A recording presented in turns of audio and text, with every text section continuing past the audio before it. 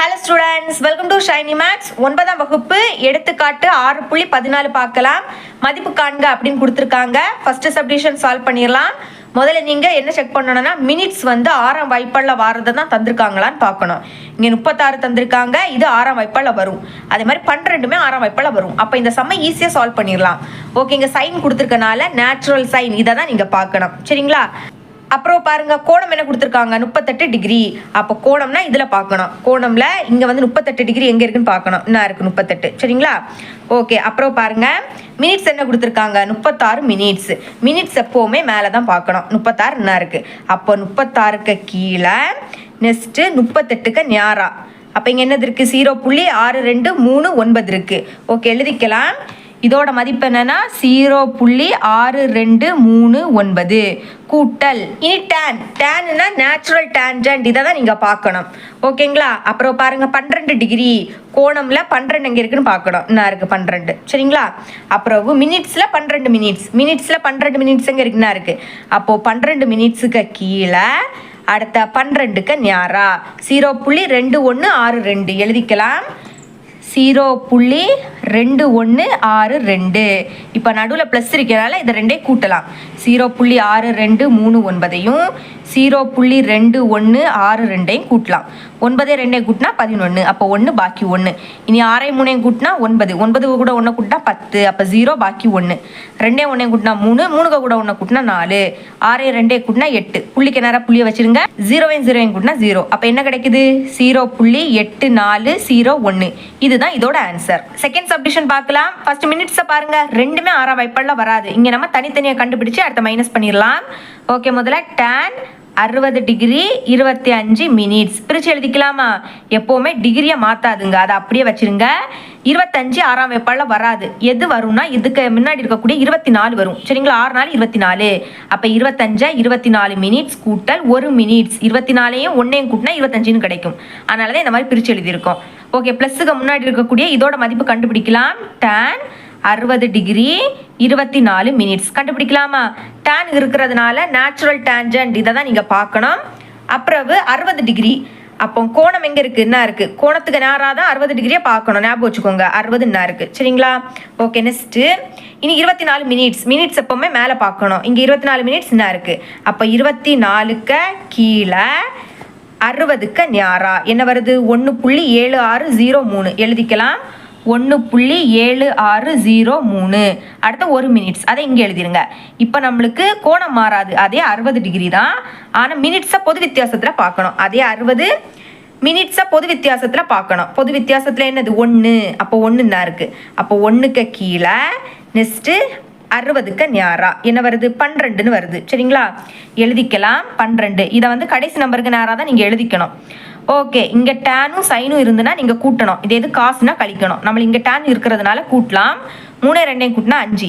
0 1 கூட்டினா 1. அடுத்த 6 7.1. இதுதான் நம்மளுக்கு tan 60 டிகிரி 25 மினிட்ஸோட மதிப்பு. இனிமேல் இதுவும் கண்டுபிடிக்கலாமா? காஸ் 49 டிகிரி 20 மினிட்ஸ் பிரித்து எழுதிடலாம். ஃபஸ்ட்டு டிகிரி அப்படியே எழுதிருங்க. நெக்ஸ்ட்டு 20 வந்து 6ஆம் வாய்ப்பாடில் வராது. இதுக்கு முன்னாடி எது வரும்னா 18 வரும். 6 3 18. அப்போ 18 மினிட்ஸ் கூட்டல் 2 மினிட்ஸ். 18 2 கூட்டினா 20. அதுக்காக தான் பிரித்து எழுதியிருக்கோம்.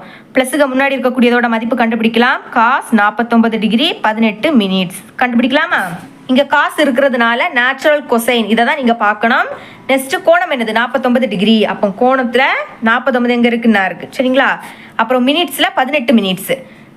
மினிட்ஸ் எப்போவுமே மேலே பார்க்கணும். 18 தான் இருக்குது. அப்போ 18க்கு கீழே 49க்கு நேரா என்ன வருது, 0.6521 வருது. எழுதிக்கலாம். 0.6521. இனி இந்த 2 மினிட்ஸை இங்கே எழுதிருங்க. இப்போ அதே 49 டிகிரி தான், ஆனால் மினிட்ஸ் வந்து 2 மினிட்ஸு. ஓகே, என்ன இருக்குது 49. சரிங்களா? 49 பொது வித்தியாசத்தில் தான் இப்போ பார்க்கணும். 2 என்ன இருக்குது, 2க்கு கீழே அப்புறம் 49க்கு நேரா என்ன வருது, 4ன்னு வருது. ஓகே, எழுதிக்கலாம் 4. கடைசி நம்பருக்கு நேரம் எழுதிருங்க. இங்கே காசு இருக்கிறதுனால கழிக்கணும். இப்போ இது 11 ஆகிடும். இது வந்து நம்மளுக்கு 1 ஆகிடும். 11லேருந்து 4 கழிச்சா 7. அப்புறம் 1 5 6.0. இதுதான் நம்மளுக்கு காஸ் 49 டிகிரி 20 மினிட்ஸோட மதிப்பு. இப்போ நம்மளுக்கு மதிப்பு தெரியும், அதை மைனஸ் பண்ணிட்டாலே போதும். சரிங்களா? கொஸ்டின் ஒர்க் அப்படியே எடுத்து எழுதிக்கலாம்.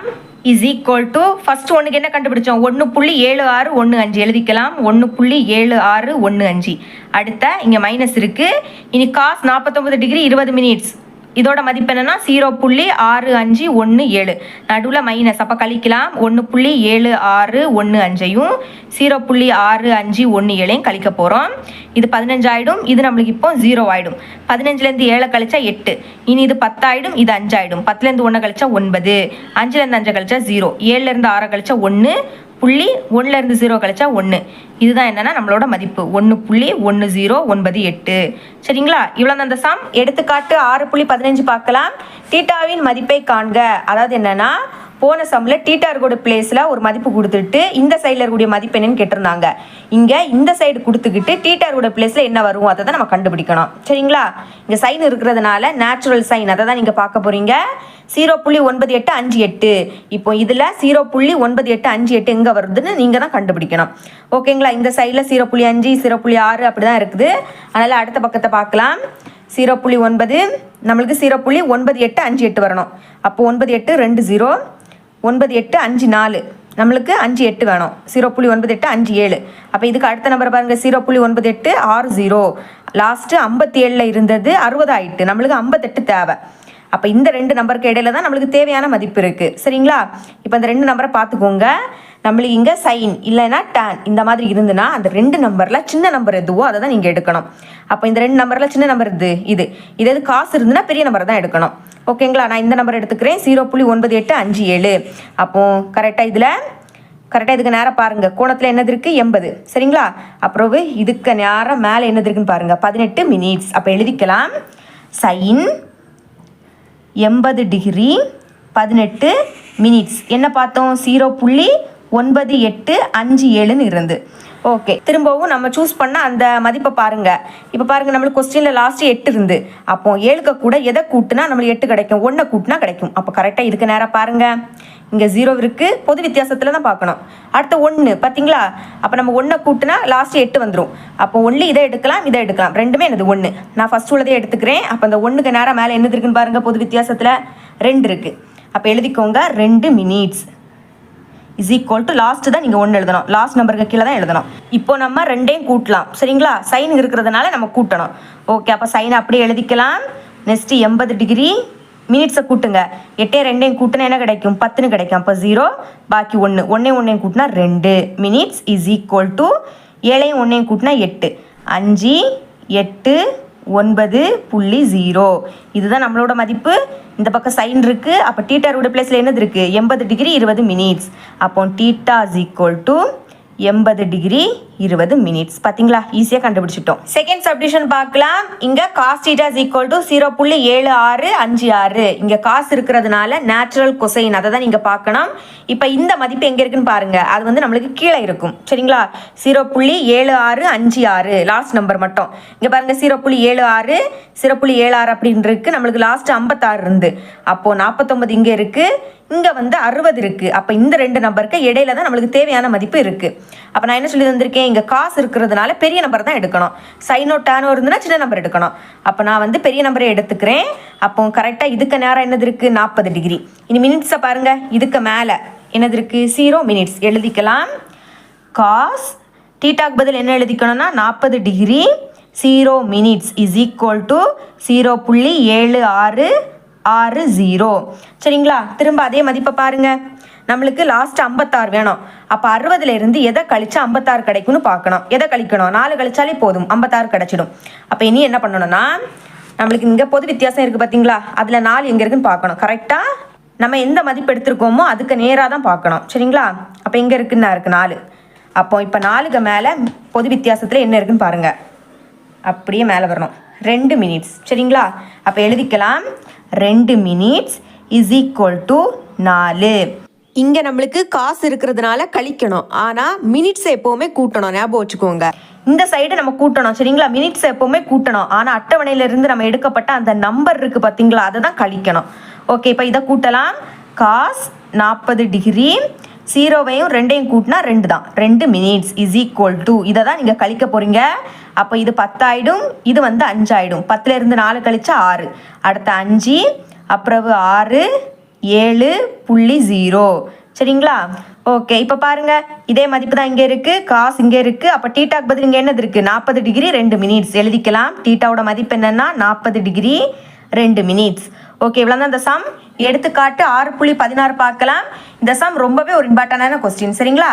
அதே மாதிரி இதே மாடலில் பயிற்சி 6.4ல் 4வது கணக்கு இருக்குது, அதுவும் இம்பார்ட்டன்ட். இந்த 2 கணக்குமே மாறி மாறி எக்ஸாமுக்கு கேட்பாங்க. ஸோ அதனால் தரவு பண்ணிடுங்க. ஓகே, கர்ணம் 5 சென்டிமீட்டர் மற்றும் ஒரு குறுங்கோணம் 48 டிகிரி 30 மினிட்ஸ் கொண்ட ஒரு செங்கோண முக்கோணத்தின் பரப்பை காண்க. நம்ம வந்து இங்கே செங்கோண முக்கோணத்தோட பரப்பு தான் கண்டுபிடிக்கணும். அதுக்கு ஃபர்ஸ்ட் ஒரு செங்கோண முக்கோணம் வரைஞ்சிருங்க. இனிமே இங்க கர்ணம் 5 சென்டிமீட்டர்னு கொடுத்துருக்காங்க. கர்ணம்னா என்னது? 90 டிகிரிக்கு எதிரில் இருக்கக்கூடிய இதுதான் கர்ணம். இதோட மதிப்பு 5 சென்டிமீட்டர். சரிங்களா? ஓகே, இதுக்கு பிறகு ஒரு குறுங்கோணம். குறுங்கோணம்னா என்னது? இதுவும் குறுங்கோணம், இதுவும் குறுங்கோணம். இது ரெண்டுல எதை வேணாலும் எடுத்துக்கலாம். ஒரு குறுங்கோணம் என்னன்னா 48 டிகிரி 30 மினிட்ஸ். நான் இதை எடுத்துக்கிறேன், எழுதிக்கலாம். 48 டிகிரி 30 மினிட்ஸ். சரிங்களா? இதுக்கப்புறம் நம்ம நேம் கொடுக்கலாம். இது ஏ, இது பி, இது சி. இப்போ நம்ம செங்கோண முக்கோணத்தின் பரப்பை தான் கண்டுபிடிக்கணும். அதோட ஃபார்முலாவை எழுதிக்கலாம். செங்கோண முக்கோணத்தின் பரப்பளவு இஸ் ஈக்குவல் டு அரை இன்டு பி இன்டு ஹெச் சதுர அலகு. இதுதான் நம்மளோட ஃபார்முலா. சரிங்களா? எழுதிக்கலாம். அரை இன்டு பின்னா அகலம், அகலம்னா இது பிசி. சரிங்களா? அப்போ பிசி இன்டு ஹெச்னா உயரம், உயரம்னா இது ஏபி, ஏபி. இப்போ நம்மளுக்கு பிசியோட மதிப்பும் ஏபியோட மதிப்பும் தெரியணும். தெரிஞ்சால் மட்டும்தான் இதோட பரப்பளவை நம்மளால் கண்டுபிடிக்க முடியும். சரிங்களா? ஓகே, பிசி ஏபி கண்டுபிடிக்கலாம். அப்போ டீட்டாக்கு எதில் இருக்கக்கூடிய இது வந்து எதிர்பக்கம். சரிங்களா? பாக்கி இருக்கக்கூடிய இது அடுத்துள்ள பக்கம். நம்மளுக்கு இப்போ கர்ணத்தோட மதிப்பு தந்திருக்காங்க. முதல்ல எதிர்பக்கத்தோட மதிப்பு கண்டுபிடிக்கலாம். சரிங்களா? அப்போ இது ரெண்டுமே வரக்கூடிய ஃபார்முலா எதுன்னு பார்க்கணும். எதிர்பக்கமும் கர்ணமும் வரக்கூடிய ஃபார்முலா எதுனா சைன் டீட்டால வரும். அப்போ sine theta is equal to எதிர்பக்கம் டிவைடட் பை கர்ணம். சைன் டீட்டாக்கு பதில் இங்கே என்ன கொடுத்துருக்காங்க? 48 degree 30 minutes is equal to எதிர்பக்கம். எதிர்பக்கத்தை ஏபி அப்படின்னு எடுத்துக்கிட்டோம். அப்போ ஏபி டிவைடட் பை கர்ணம். கர்ணத்தோட மதிப்பு 5 சென்டிமீட்டர். அப்போ 5. இப்போ சைன் 48 டிகிரி 30 மினிட்ஸோட மதிப்பு கண்டுபிடிக்கணும். இங்கே சைன் இருக்கிறதுனால நேச்சுரல் சைன் இதை தான் நீங்கள் பார்க்கணும். சரிங்களா? ஓகே, கோணம் என்னது? 48 டிகிரி. அப்போ கோணத்துக்கு கீழே 48 எங்கே இருக்குன்னு பார்க்கணும். என்ன இருக்குது? அப்புறவு 30 மினிட்ஸ், மினிட்ஸ் எல்லாமே மேலே பார்க்கணும். சரிங்களா? 30 மினிட்ஸ் என்ன இருக்குது? அப்போது 30 மினிட்ஸுக்கு கீழே நெக்ஸ்ட்டு இந்த 48க்கு நேரா என்ன வருது? 0.7490 எழுதிக்கலாம். 0.7490. 5 வகுத்தல்ல இருக்குது, இங்கே வந்துன்னா பெருக்கலாம் மாறிடும். அப்போ 5 இஸ் ஈக்குவல் டு ஏபி. இப்போ இது ரெண்டே பெருக்கலாமா? 5 0 பெருக்குனா 0 தான். இனி 9 5 45. அப்போ 5 பாக்கி 4, 5 20. 20க்கு கூட 4 கூட்டினா 24. அப்போ 4 பாக்கி 2, 7 5 35. 35க்கு கூட 2 கூட்டினா 37. அப்போ 7 பாக்கி 3. இனி 0 5 கூட்டினா 0, 0க்கு கூட 3 கூட்டினா 3. இங்கே 4 நம்பர் தள்ளி புள்ளி இருக்குது. இங்கே நம்ம 4 நம்பர் தள்ளி புள்ளி வைக்கணும். ஞாபகம் வச்சுக்கோங்க. Is equal to AB. இப்போ நம்ம ஏபியோட மதிப்பு கண்டுபிடிச்சிட்டோம். இதே மாதிரி பிசி கண்டுபிடிக்கலாமா? அப்போ அடுத்துள்ள பக்கமும் கர்ணமும் வரக்கூடிய ஃபார்முலா எதுன்னு பார்க்கணும். எதில் வரும்? காஸ் டீட்டாவில் வரும். அப்போ cos theta is equal to அடுத்துள்ள பக்கம் டிவைடட் பை கர்ணம். காஸ் டீட்டாக்கு பதில் 48 degree 30 minutes is equal to அடுத்துள்ள பக்கத்தை பிசி அப்படின்னு எடுத்துக்கிட்டோம். டிவைடட் பை கர்ணத்தோட மதிப்பு 5. இப்போ காஸ் 48 டிகிரி 30 மினிட்ஸோட மதிப்பு கண்டுபிடிக்கலாம்.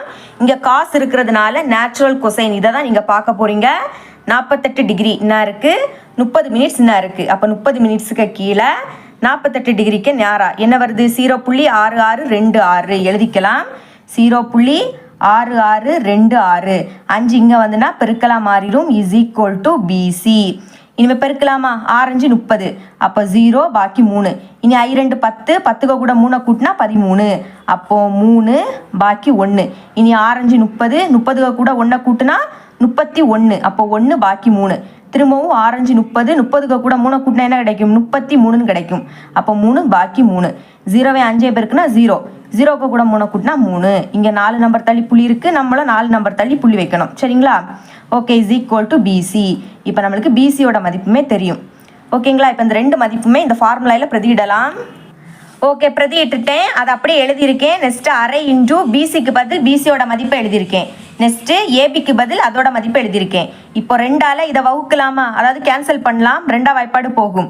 ஓ 2 2, இங்கே ஓ 2 2, பாக்கி 1. இங்கே புள்ளி இருக்கனால அடுத்த புள்ளி வச்சுருங்க. இப்போ இது 13 ஆயிரும். இனிமேல் ஆ 2 12, பாக்கி 1. இனிமேல் ஐ 2 10, இங்கே பாக்கி 1.